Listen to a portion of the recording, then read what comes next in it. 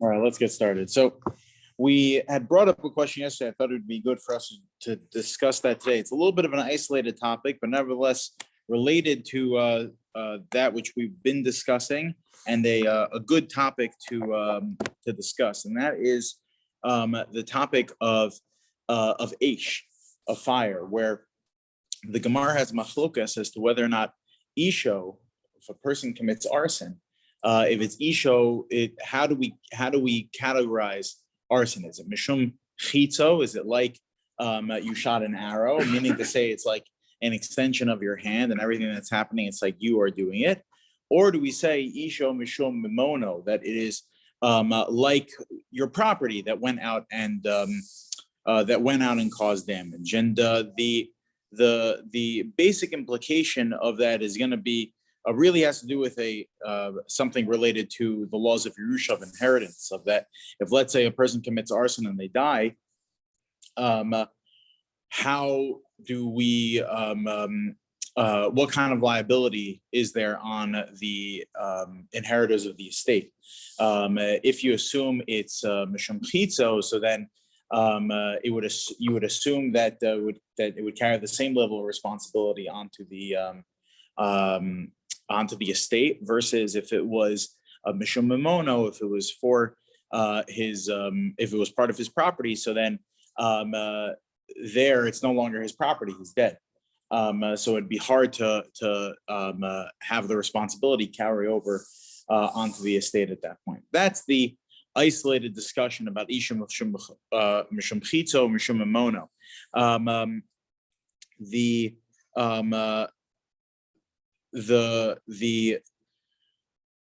The question that I want to analyze, though, is the question of the Nemuke Yosef, where the Nemuke Yosef has a question where he says the following. Nemuke Yosef is a commentary on the Rif found in the back of the Gemara, where the Nemuke Yosef writes as this. He says, if you assume like Rabbi Yochanan, it's machlokas Rabbi Yochanan or Reish Lakish, whether or not Isho mishum mimono or Isho mishum chitzo, it's machlokas Rabbi Yochanan or Reish Lakish, whether or not Isho mishum mimono, Isho mishum chitzo, whether it's like your property or like chitzo, like it's like you shot an arrow. So that if you assume, which we do, we assume like Rabbi Yochanan that we treat it like an arrow. So ask the Nemuke Yosef, meaning to say that it's as if you are continuing to do the arson. It's like an extension of your hand. So ask the Nemuke Yosef, that perhaps you would be bothered by the following question. Heichi sharinan, well, how would it be allowed im chashecha, that once nightfall comes, lahadlik haneros, to light Shabbos candles before going into Shabbos, right? How could you light Shabbos candles? You light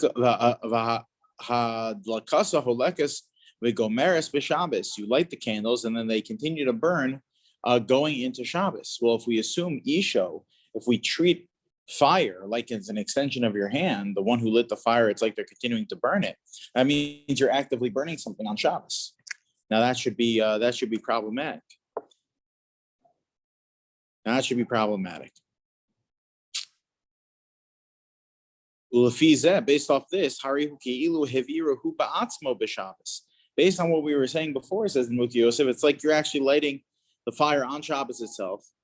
The kolshkein who the ilu hacha loy mischavin lahavir gedish shel chaveru klal v'acher ikar kavanos he she tadlik v'terich b'Shabbos. He says that it's what's even more difficult is that on when it comes to arson, it's not like he had meant to burn down the whole field, right? It was by accident, let's say, okay? He threw a cigarette and it caught on fire and burned down the whole field. On Shabbos, you actually have in mind to light this candle, right?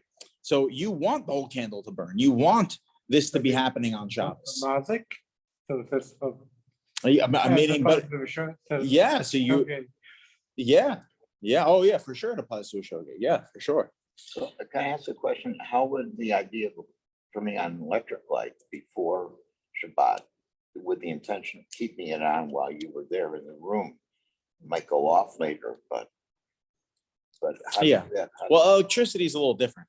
It could be it's a different category of malacha. It could be it's not fire, depending on the type of electricity you're using. If you're like, let's say you're talking about an incandescent bulb, so then it would be fire. But there's nothing's being consumed. Nothing's being consumed. It just stays. It's one action and it stays on, right? Here, there's constant consumption taking place, right? Until there's nothing else to consume, right? Here you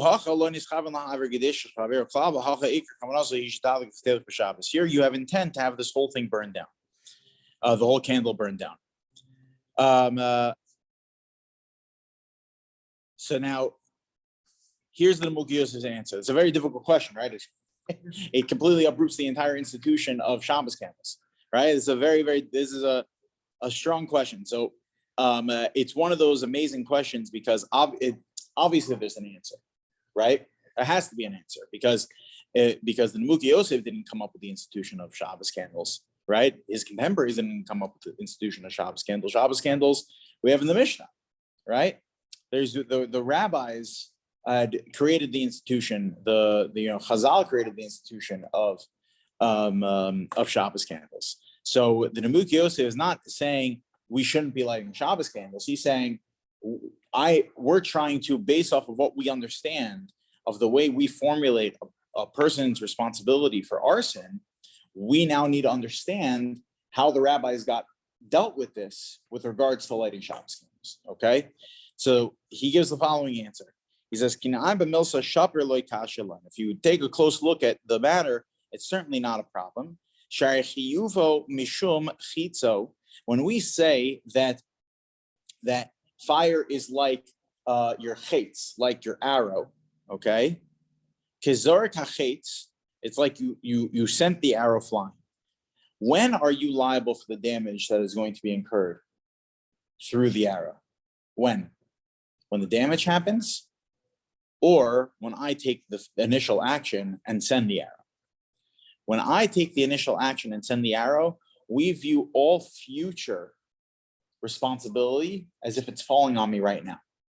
Now, if nothing happens, so nothing happens, right? If somehow the arrow was thrown off course, or I missed my target, or whatever it might be, so I'm not going to be liable, obviously. But whatever will happen, if there is going to be something that happens, all the damage that will happen, it's like it already happened. That is the major distinction that Nemuki Yosef says between Isha Mishum Chitzo versus Isha Mishum Mamono. If it's Isha Mishum Chitzo, it's like the arrow. It's like I'm doing it. What that means, he says halachically, is that the action is where the hischayvus takes place, is where the liability takes place. Versus, let's say, Mamono, when my property does damage, it's whenever the property actually does the damage is when it's going to fall back on. Okay? So, therefore, he says, now we can understand Shabbos candles. He says, because when I do the action, it's like everything is happening right now. We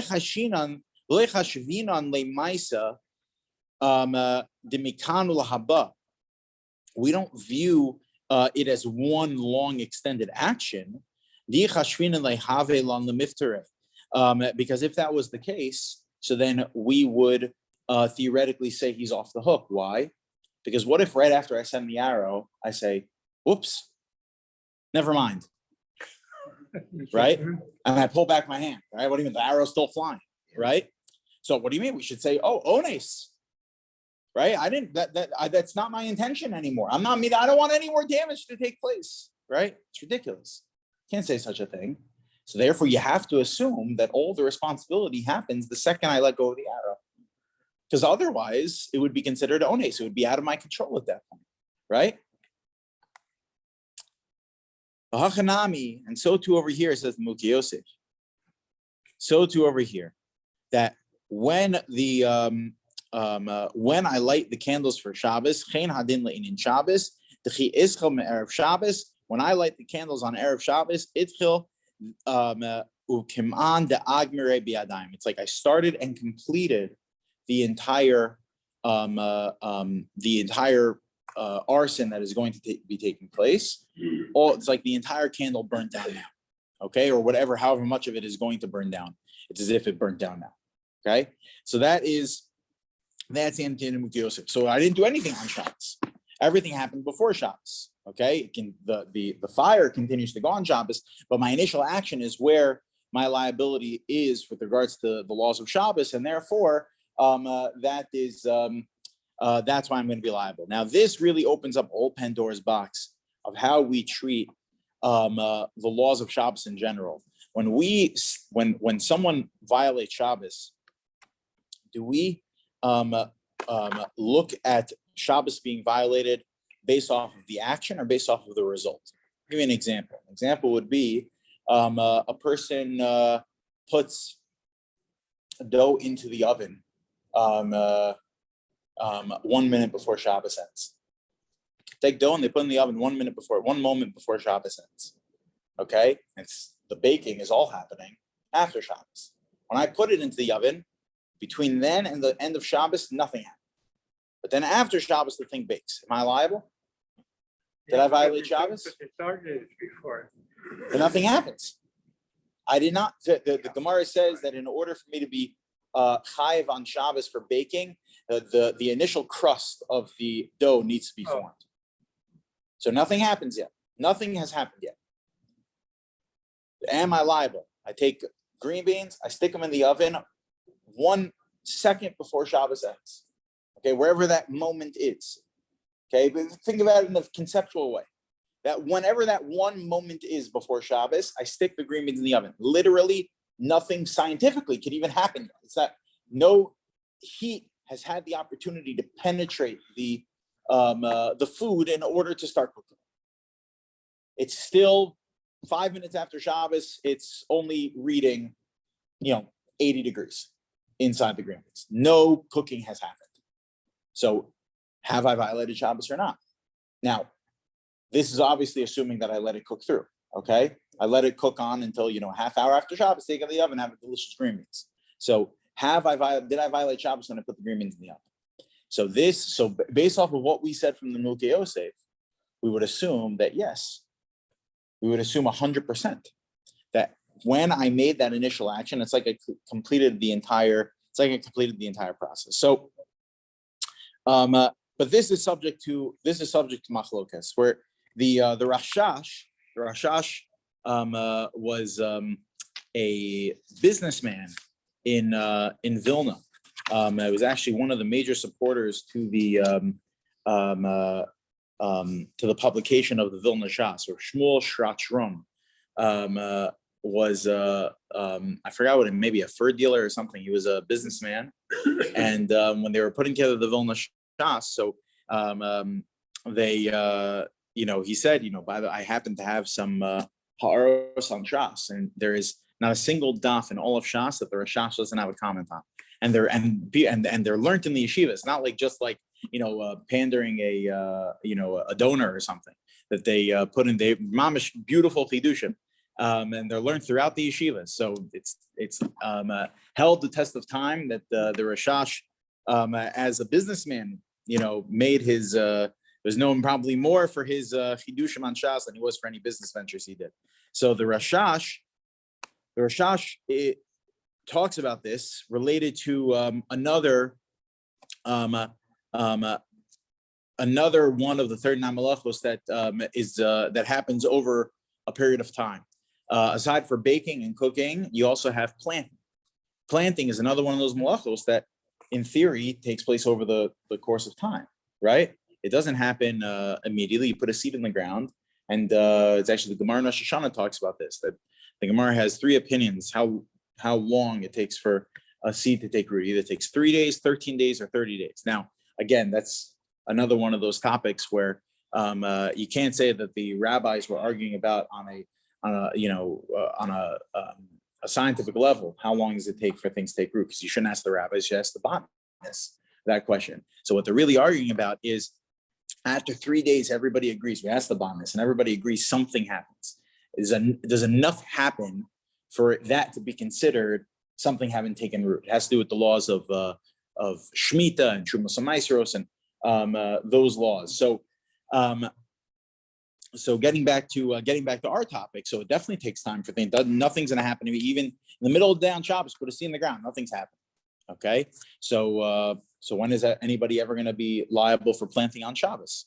They have to put the seed in the ground and wait for it to take root, or no. So the Rashash writes the following. He says,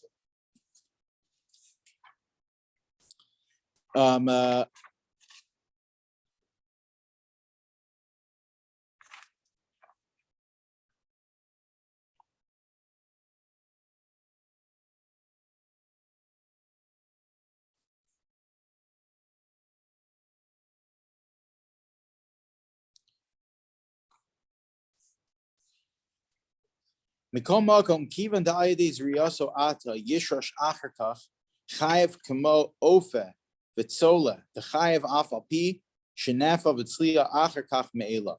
He says that when one plants something, when one puts something in the ground, you're only going to be liable if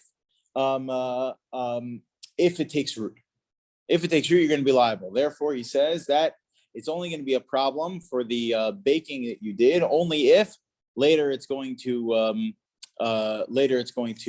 take root. If it's not going to take root, so then you're not. If it's not going to take root, you're not going to be liable. It's not going to bake. You're not going to be liable. You're not going to be liable either. That's what the Rashash writes. That's what Rashash writes, and there's where he says, "V'hine im lakad hazera kodem shenishras." Therefore, if you were to unroot the seed from the ground before it took root, near the pater limafrei al masha zara, you're going to be off the hook for what you did wrong. Yeah. Take it out of the oven, or the power goes off, or one thing or another.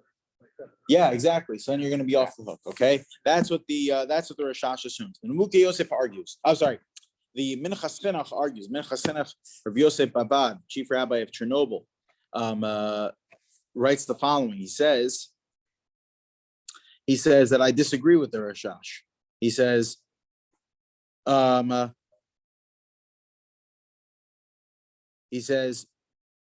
al hazriya shezara chayev af below hashasha.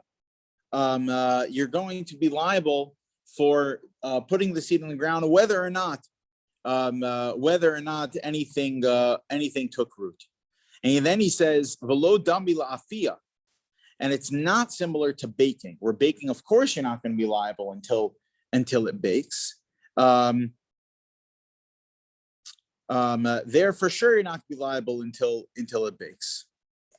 The hasam hafia hi hamalacha v'chay b'shas hafia, because when it comes to baking, it's specifically with regards to baking that you're only going to be liable until the thing actually bakes. But when it comes to Zoreya, it's the act of planting that's problematic. Okay, so you have over here is a two-part machlokas between the Rashash and the Minchas Chinuch, where the Minchas Chinuch says, generally speaking, we view malachos as totza oriented, as result oriented. When I do an action on Shabbos, I'm only going to be liable if the action shows a result.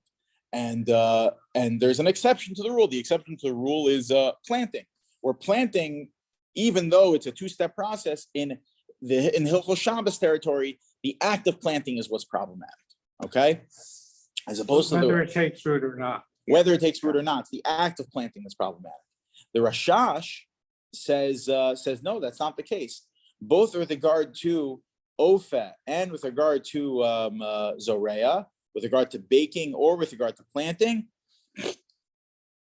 the problem is going to lie in whether or not the thing took root, whether or not my action had any results at the end of the day. Okay, so according to the Rashash, according to the Rashash, if I put a seed in the ground and then take it out, it's you're going to be off the hook. But according to the Minchas Chinuch, it's the act of putting it in the ground that's a problem. Isn't the act of removing it from the ground a problem also? Not necessarily. Not necessarily. According to the Minchas Chinuch, no. According to the You have to. I'm do- sorry, according to the Minchas Chinuch, it would be. According to the Rashash, no. According to the Minchas Chinuch, it might be an issue of like kotzer, right? Kotzer davar migidulo. It's a place that it's growing. It could be it's a problem. But according to the Rashash, it's probably not a problem because he views it as whether or not the thing took root. If the thing didn't take root yet, so then it's then it's not going to be a problem according to him. It's the difference between the two that baking requires external things like heat, Well, so does planting. whereas planting, Planting requires external environment. I can't put a seed here and expect it to grow. that's true. That's true. Yeah, But if yeah. you plant it into a. Okay, so. Yeah. Okay, right. So both are expecting external activities. Yeah. Are dependent upon the environment. So the Sefer Shvisas HaShabbos, which the Shvisas HaShabbos was a student of Rav Tzvi Pesach Frank. He writes in there. He has an entry in there where he poses a question on the Rashash, where the question he has on the Rashash is as follows. There is a Mishnah in Masechta Shabbos on Daf, I believe it's Daf Kuf Beis.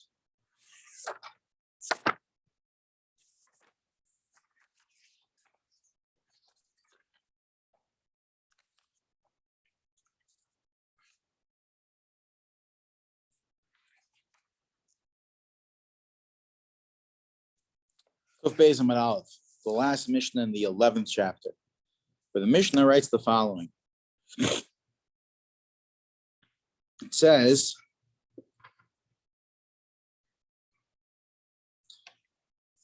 Kol chai v'chatos. We know in Shabbos that if someone does a malacha b'shogeg, right, not realizing, let's say it was Shabbos, for example, okay, they didn't realize when they were watering their garden that it was Shabbos. They woke up thinking it was Sunday. So if someone does that, so they have to bring a carbon to the Beis Hamikdash, a carbon chatas. So the rule of thumb is that you're only going to be liable to bring a chatas, to bring a sin offering, if throughout the entire time I was doing this activity, I was shogeg the entire way through. That it's not like I started out thinking I started the activity thinking that it was Shabbos. I was doing this on purpose. And then I realized that it was Sunday, or probably more common with the other way around. I start thinking it's Sunday, and then I continue my action knowing it's Shabbos, right? So I started my activity thinking, oh, what a great Sunday activity to do is go garden my field. And then I realized, oh, wait, actually it's Shabbos. Wow, all right, this is a nice Shabbos activity to do, okay? So in such a scenario, I'm not going to be liable to bring a sin offering. Why? The reason is because I did something b'mezid. I did something on purpose, right? So that is a more severe liability. There, I'm going to be liable potentially. I'm going to be liable kares in such a scenario. Okay, so if it turned into a mezid. In order for me to be liable achatos throughout me doing the malacha, I need to be behelam achas. I need to be b'shogeg the entire way through. Okay, if I change from shogeg to doing it on purpose, so then I'm not going to be liable to bring the chatas.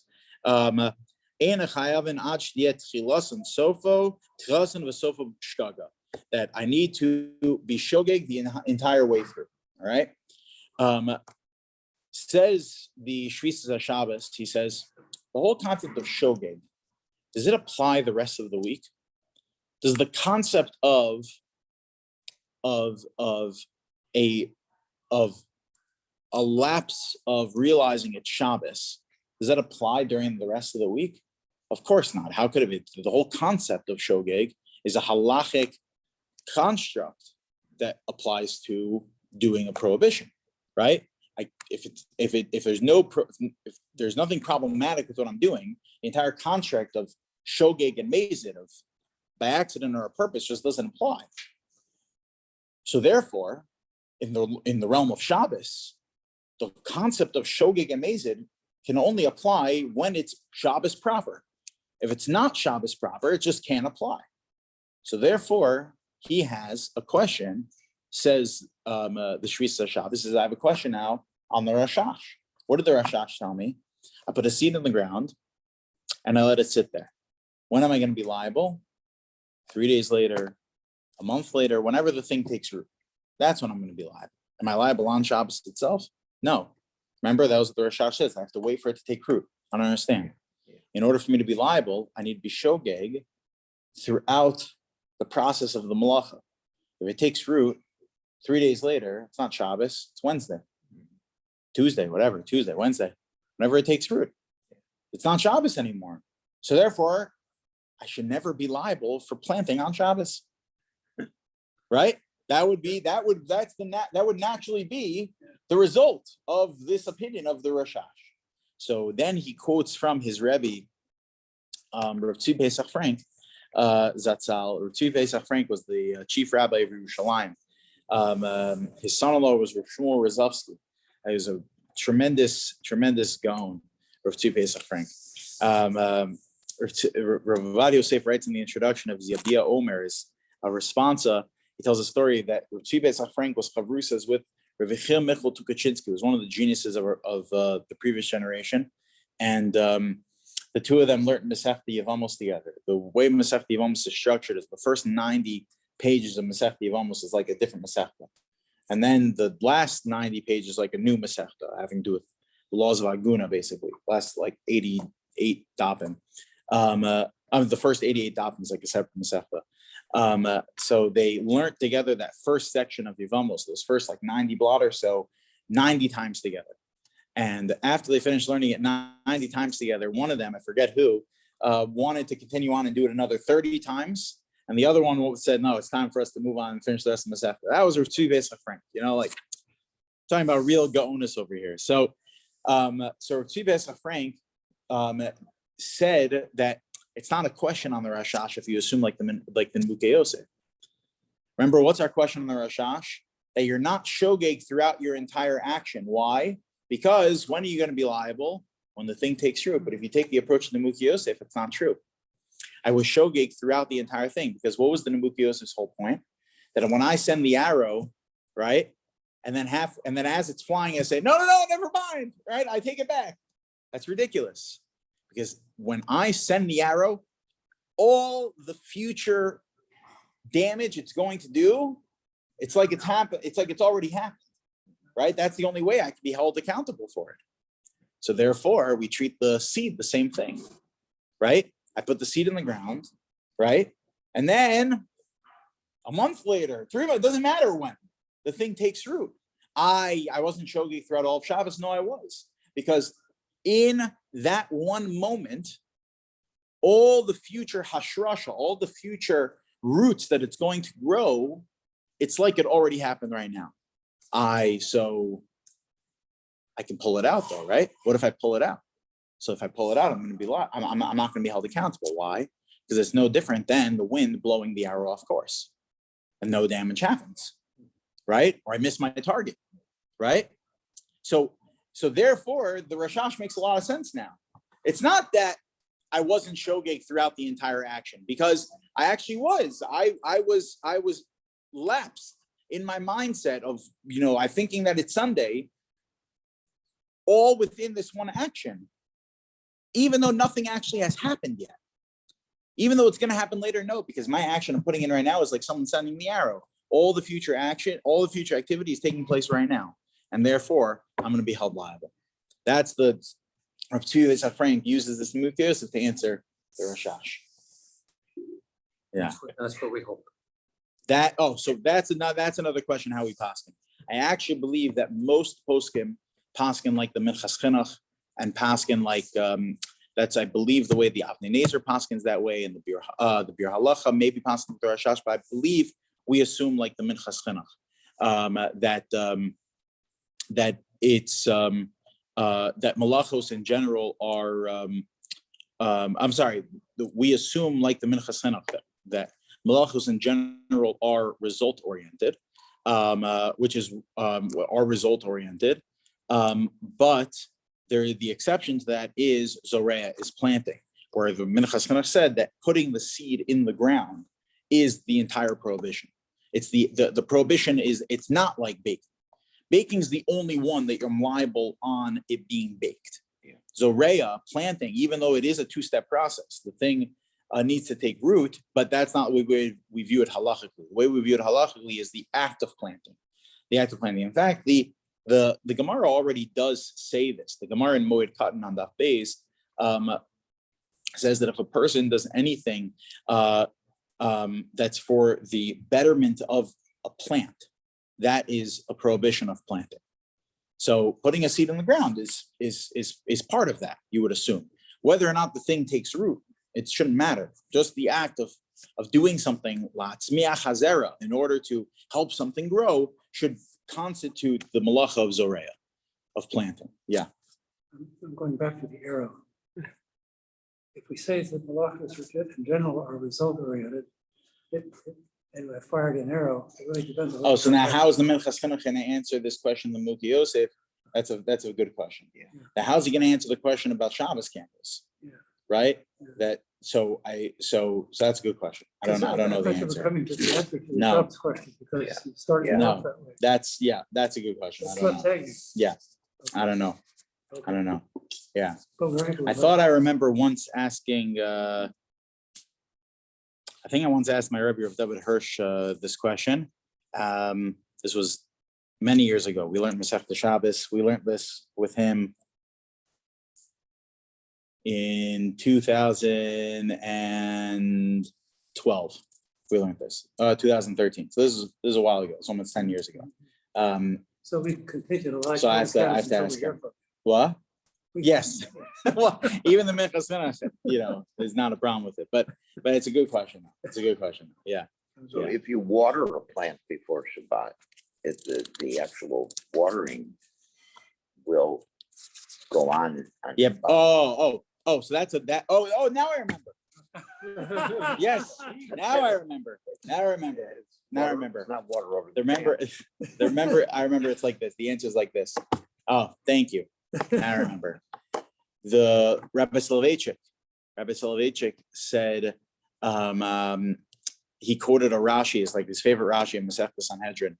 That's what the Refer said in Sanhedrin Daf Samach Vav, that Rashi or the Mishnayos over there are talking about Chayve Misos Bezdin, someone who's liable capital punishment. So including that is someone violating Shabbos. And Rashi says that if someone violates Shabbos, and Rashi says on Shabbos, right? How do you violate Shabbos not on Shabbos? So you would have assumed, the Nemuki Yosef, right? So you can violate Shabbos not on Shabbos, right? The whole premise of his question is you can violate Shabbos not on Shabbos, right? On Friday, right? So the Rav said, no, you see from Rashi, that's not the case. The whole premise of the question is incorrect. There's no such thing as doing an action before Shabbos and being liable on Shabbos. If I put something in the oven 2 minutes before Shabbos, now there's an issue Rabbanan to do that. It's a problem of specific to warming things up on Shabbos. So you're not supposed to do that. But on a D'Oraisa level and a malacha in the area of the laws of malachos Shabbos, of doing the activity, doing a problematic activity, there I can only violate a malacha of Shabbos if I do it on Shabbos. If I do it before Shabbos, it wouldn't constitute violating Shabbos. That's what Rashi says in Sanhedrin on Samach Vav. Okay. So that's why the Minchas Chinuch wouldn't be bothered by this question. Yeah, wouldn't be bothered by this question. Yeah. Okay, so what the rabbis tell us to do is good. Always. Always. Yeah. So thank you, Jack. So that answers what you were about to ask also. Yeah. Right. Yes. Thank you. So Jack reminded me of that Rashi and Sanhedrin. Yeah. Okay. So good. So we've taken care of all the opinions. Everybody seems to be good. Everybody's allowed to light Shabbos candles, and everybody's going to be held liable if they cause damage due to arson. And what's open ended a little bit is if somebody puts a piece of dough into the oven 2 minutes before Shabbos ends, and then it bakes after Shabbos, are they going to be held accountable? I thought that was exactly by the rabbis. That's a machlokas in the Rashash and the Minchas Chinuch. Yeah, that's a machlokas in the Rashash and the Minchas Chinuch, right? That's where we left off. Yeah. So how we paskin, I'm fairly certain that It's machlokas bir halacha and the Avnei Nezer, but I'll have to get back to you. How we assume halacha ma'aser. Bottom line, don't do it. No, not a good idea to stick things into an oven, 2 minutes for Shabbos. That's probably not a good idea anyway. Yeah. All right, good. All right. Shkayat, guys.